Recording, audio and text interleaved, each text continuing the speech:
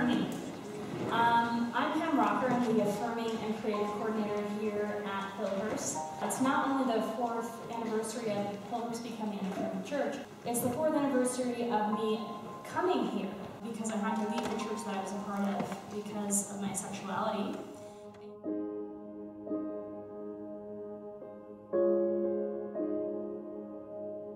Religion was a huge part of how we lived and how we operated.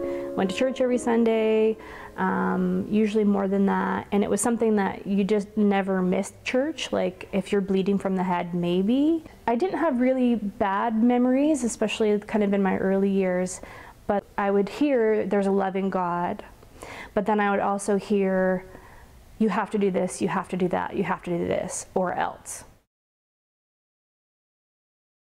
Really, the language that I had was just, it's evil and unmentionable. I wasn't even sure for the longest time what exactly it meant. I knew that it was sexual, and that's kind of how I interpreted it. It wasn't about two adults loving each other and having, you know, a committed relationship. It was about guys having sex with other guys. My first kiss with a guy, I was just like, huh. I remember, I mean, he wasn't a good kisser anyway, but, you know, I just felt like, I don't like that.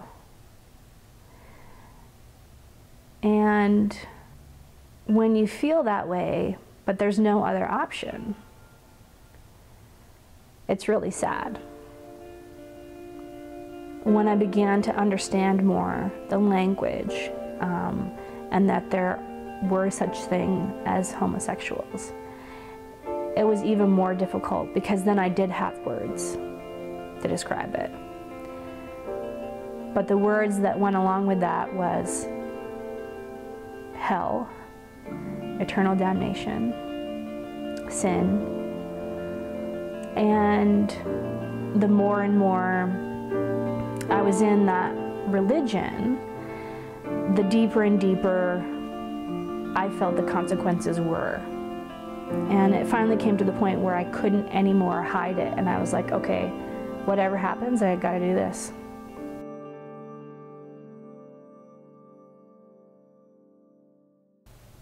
I said, you know, without my faith, my life won't be fulfilling, but without being myself, my life won't have integrity. And so coming out wasn't selfish, wasn't sinful. For me, that was the moment where freedom was possible. Their first response was 3 words: deep, deep sadness. And, you know, they said, let us know when you want to talk, and I couldn't write back for a long time.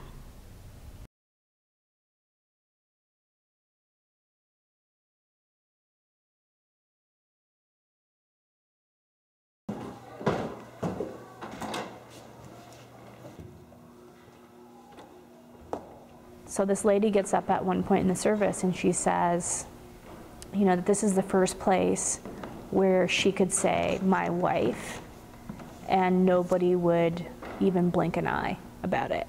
But then I was also seeing this huge room of people in this packed building cheering for her. And it just made me kind of something crack in my idea of religion. Even though I didn't start coming here right away, this kind of treasure, this little nugget that I just kind of held on to and thought, okay, if I ever want to be a part of a faith community again, I could be home somewhere. Furthermore, they weren't going to say, because you're gay, you're welcome here, but after you change. Or you're welcome here, but you can't teach Sunday school. There was no but.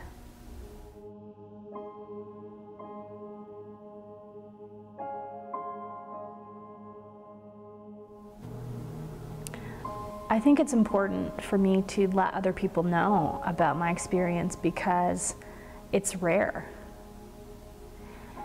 And I wish that wasn't true. one day my hope is that all churches are affirming and you don't have to think about it. But that isn't the case. And so instead of just wishing that that would happen, I'm passionate about letting people know that there are places.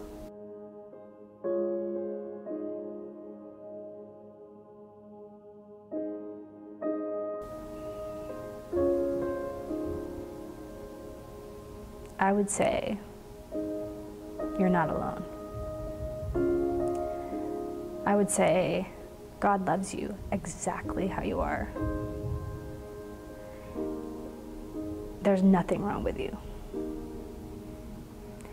And there's nothing that you have to change to be able to have a faith of any kind. And don't give up.